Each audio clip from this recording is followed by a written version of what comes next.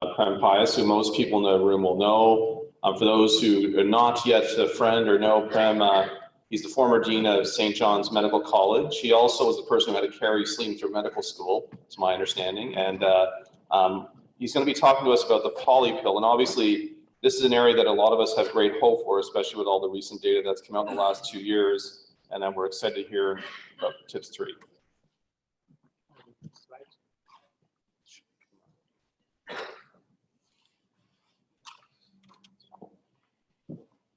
I think you just do that. Yeah,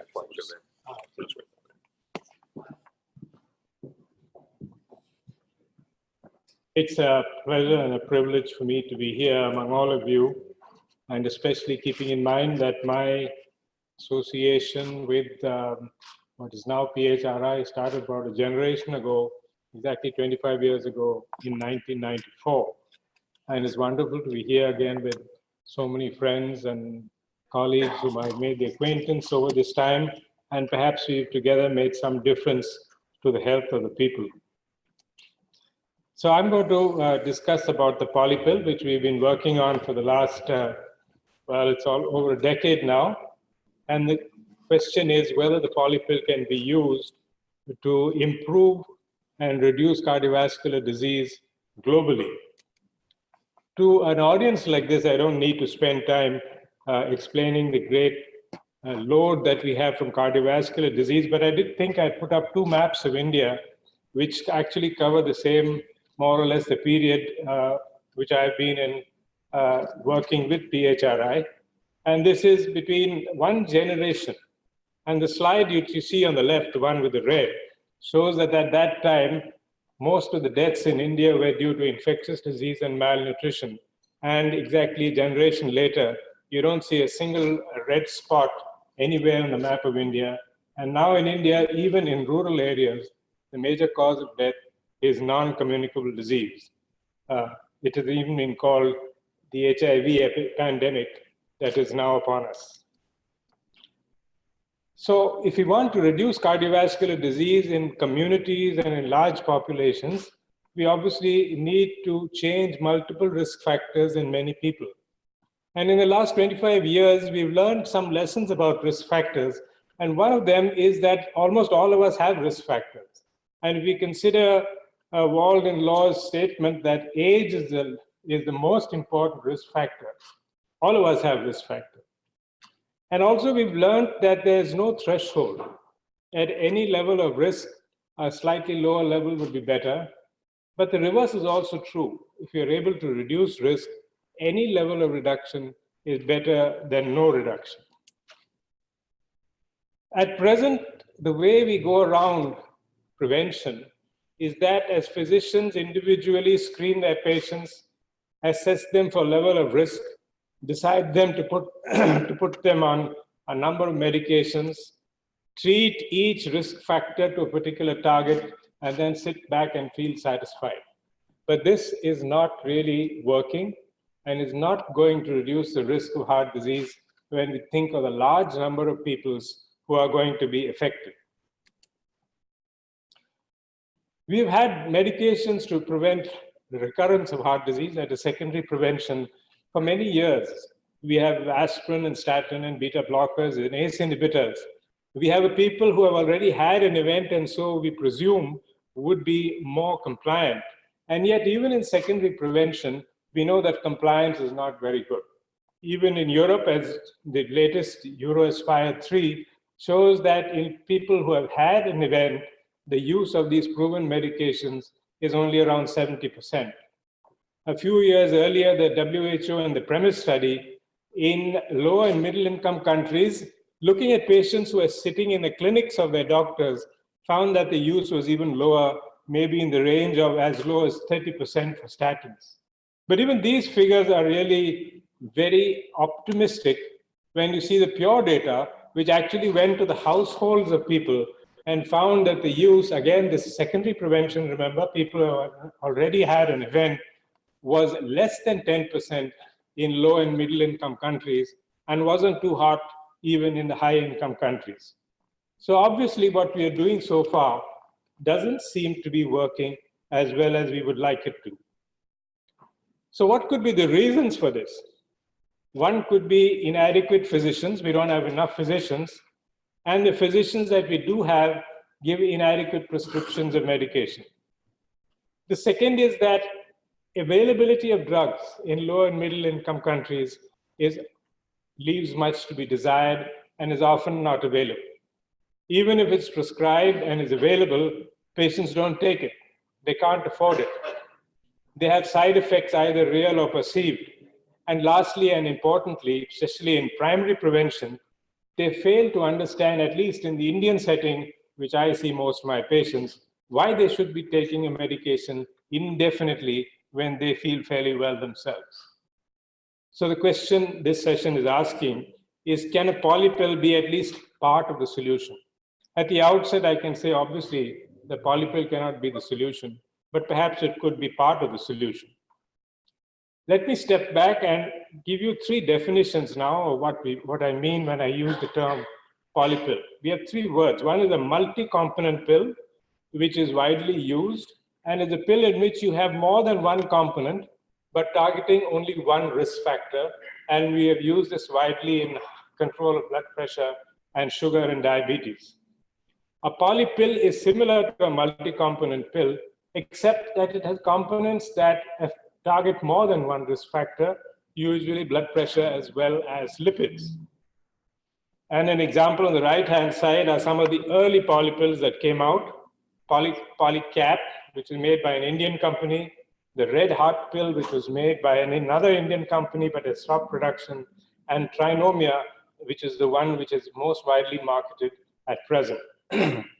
The red for Polycap is not because it's the best or the most important, but it's because that's the product that we have been doing our studies with. The polypill concept, on the other hand, is what I think is crucial to try and see whether the polypill can reduce heart disease. And I think the best description of the polypill concept is the editorial that came in Lancet when we published our first paper on the polypill, the TIPS paper. And the editor said, interestingly, patients who had to have only one risk factor to participate in the trial, and yet they were treated for all the risk factors. And so the approach illustrates the feasibility of the principle that one can treat patients with multiple classes of drugs for cardiovascular disease, even if they do not overtly have these risk factors. So that, in a nutshell, is the polypill hypothesis. Castellanos said, again, and this is an area that we often feel have a lot of objections when we talk to physicians in meetings, which type of polypill? Why did you put a atorvastatin? Why did you not put one of rosuvastatin? So he says the question is not whether you use 40 milligrams or 80 milligrams. The discussion should be, how can you get this pill?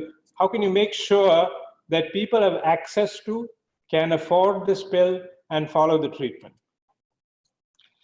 The polypill concept is not new. It actually started by our host for this meeting, Salim, who in 2002 first said that in secondary prevention, if you gave fixed doses of the 4 known drugs that help secondary prevention, you could reduce recurrence of disease by 75%. Next year, Wald and Law spelled this out a little bit further and extended it from secondary prevention to anyone over the age of 55. This, I might say at the outset, sounded a bit drastic. But nevertheless, that's what they said. They said, age is the greatest risk factor. We started working with the polypill at that time, and in our first study, we used a polypill called Polycap, and we showed that, yes, the reduction in these risk factors did take place compared to individual pills, but the extent of the risk reduction was less than was foretold by Wald and Law. The lower reduction in LDL was expected because we used a smaller dose of simvastatin, but we used the same dose of blood pressure reducing medicines and got only about half the reduction that was expected. So we therefore tried giving 2 of the pills together and found it was well tolerated. And we are now running an event-driven study in which, let me go back from that. in which we are going to use a double strength polycap or the full dose. While we were doing this TIP study, the umpire study showed that polypills definitely improve compliance with medication at the same time. Very recently, most of the earlier studies were done in developing countries, mostly in India, and to some extent, I think, in Australia. But very recently, a similar study was done in the United States in the poorer populations of people who lived in Alabama. And in them, very small study, but when they were randomized to polypill versus usual care, there was a significant reduction in both blood pressure and in LDL. And the authors said that they reduced the predicted cardiovascular risk from 12.6 to 9.4 in the intervention arm versus no change or a slight increase in the control arm. So, do we say that how do we validate this polypill hypothesis, keeping all that in the background? For secondary prevention, all the pills are approved. The polypill has actually been approved in many countries, but for primary prevention, an event-driven study is what is required. Regulatory authorities are not ready to license it without this. We have some studies that are in progress. We have the HOPE-3 for which we have results. We have Polypill Iran for which again very recently we got results. And we have TIPS-3 where we get the results next year, and Secure which comes a couple of years later. I'll spend a little time with HOPE-3 because although they used not a single pill but two pills, the concept is the polypill concept. And they took 12,000 people without heart disease but at intermediate risk and randomized them to fixed doses of medication to reduce blood pressure alone, reduce lipids alone, do both, or do neither. And the findings, keeping in mind that we had another study which showed a great reduction in events with reduction of blood pressure, the blood pressure lowering arm showed no change in risk factor, except in a sub-analysis in people whose baseline systolic blood pressure was over 140 millimeters of mercury. In the others, no benefit from blood pressure reduction. On the other hand, in the lipid lowering arm, there was benefit universally to all people, irrespective of what their baseline LDL was. And when you look at HOPE-3 in totality, you can see clearly that in people who have a blood pressure less, I can't see too well from here, I'm looking at a small screen, but nevertheless, in people who have a blood pressure less than 140, any benefit they got of the joint action was only the statin. Whereas those whose blood pressure was more than 140 got benefit from both the blood pressure and statin use. And therefore, the message I got from HOPE-3 was when you're doing large-scale programs to prevent heart disease, you should divide people depending on blood pressure. In those whose blood pressure is less than 140 or not defined as hypertensive, lipid lowering should suffice. In those whose blood pressure is over 140, they need a dual component polypill. But HOPE-3 also demonstrated that you could use a pill like that in a pragmatic manner with no dose titration and no frequent visits to a physician, which opened it up to its use in communities who do not have services of a physician. The findings of HOPE-3 perhaps will be confirmed or otherwise by TIPS-3, which we are now running, which is very similar to HOPE-3, except that all the components are included in one pill. We should have the results next year.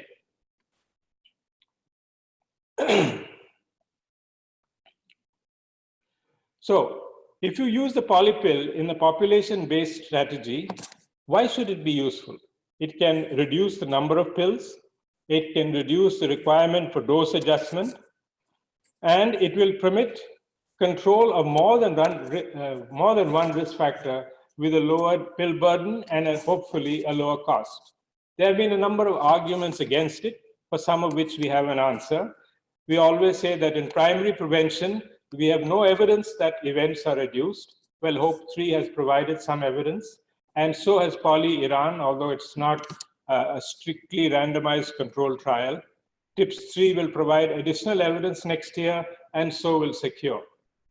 The second argument is, what about the very high-risk patients? Because the amount of reduction, especially in lipids, may not be sufficient, and what is recommended by guidelines for people at high risk. The answer could be that these people would perhaps need a second level of care where they would be, as per algorithm, referred to physicians for more intensive treatment. The third argument against it was, if there has a side effect, all the components are going to be reduced. But in the trials that we have done so far, comparing the tips to individual components, compliance has been as good in the polypill as compared to the individual studies. We have as yet no formal cost effectiveness study, and we also have an issue where there are always arguments on what kind of polypill should be used or what should be the components. I think we are ultimately going to end up with more than one single ideal polypill. We are different. Our cardiovascular disease is different from HIV and TB and infectious diseases like that, where the choice of medications is much more limited. The last argument, and which is perhaps most strongly pushed forward, is that we are medicalizing society. All lifestyle measures will be forgotten if we just push a pill as an answer to the problem. Lifestyle measures are certainly important, but we know that they're not so easy to implement at large population levels. And I don't think using a polypill is an either or. It needs to be used in a healthcare system where both lifestyle measures will be promoted as well as medication given. Our next roadblock to the polypill is regulation. Many regulatory authorities don't have a clear pathway on how to regulate polypills. It has now been approved for secondary prevention only in South America, in India, and in some African countries, and I understand also in Spain and parts of Europe. It has not been approved for primary prevention anywhere, but hopefully with the trials that are coming out, HOPE-3, SECURE, and TIPS-3, this may also change. This is a list of the 12 polypills that are currently approved for secondary prevention in different parts of the world. Another sort of barrier to the polypill is that companies are not too happy to produce it. They don't get much profit from it. There are low margins. They can't defend their patents, and so they don't produce it. There are two examples that I found on possible solutions. One is in Spain, where the CNIC has joined together with the private company of PHRI and are jointly funding and producing a polypill. And in Mexico, the government has very recently agreed to provide free medication or pay for the cost of polypill in their health system.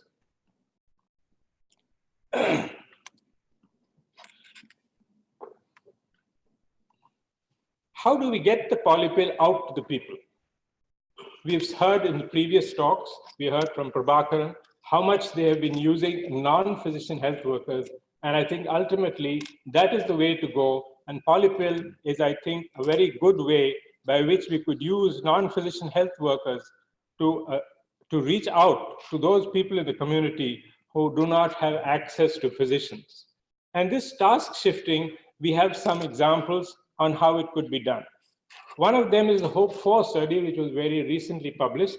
It's not exactly a polypill, but it used non-physician health workers in a combined model which took the help of primary care physician and an additional member of the patient's family or friend to champion the use of the drug.